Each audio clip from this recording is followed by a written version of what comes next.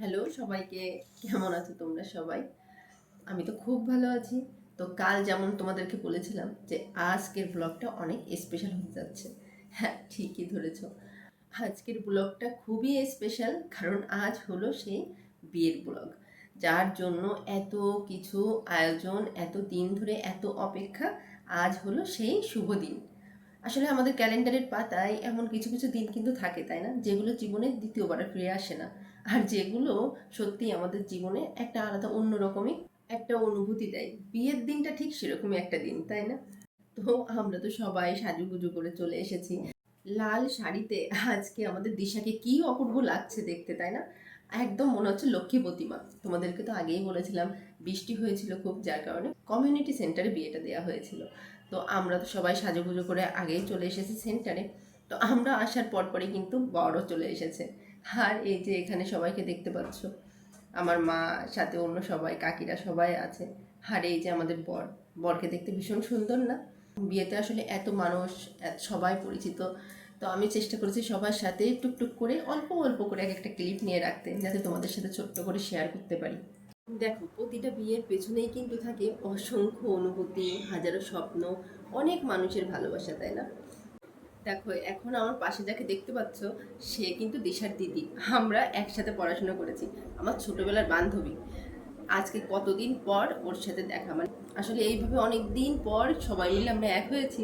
বলতে গেলে বিয়ের পরে তো এভাবে আমরা কখনো দেখাই করিনি সবাই, কোনো অকেশন ছাড়া। ওই দেখাগুলো বাড়িতে যদি কখনো যাই, হুটহাট করে দেখা হয়, তাই এভাবে সবাই কোনো একটা অনুষ্ঠানে এক হওয়া আমাদের এবারই প্রথম।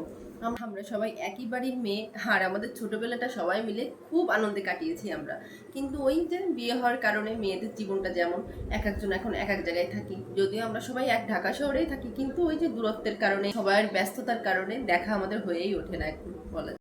আর এই যে বড়দা বড় বৌদি, কি সুন্দর লাগছে না দেখতে দুজনকে?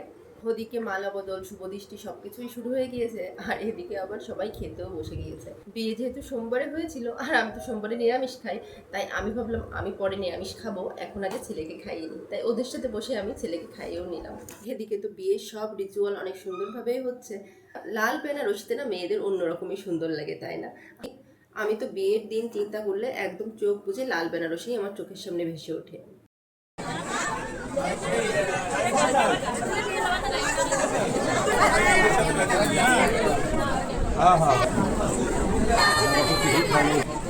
আপনি খাইছেন তো?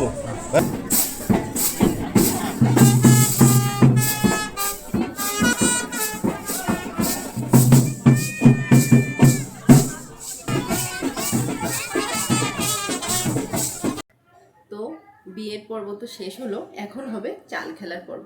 আসলে আমাদের এত রীতিনীতি সবগুলো অনেক সুন্দরভাবে পালন করা হয়। বিয়ের এই ব্লগটা যে যেখান থেকে দেখছো, সবাই নবদম্পতিকে অবশ্যই আশীর্বাদ করবে, ওরা যেন অনেক ভালো থাকে, হাসি খুশি থাকে, অনেক আনন্দে থাকে সারা জীবন। বিয়ের ব্লগ এই পর্যন্তই। কাল থেকে আবার শুরু হবে আমার রেগুলার জীবনের ব্লগ। সবাই পাশে থেকো, সবাই খুব ভালো থেকো। দেখা হচ্ছে সবার সাথে নতুন কোনো ভিডিওতে। টাটা।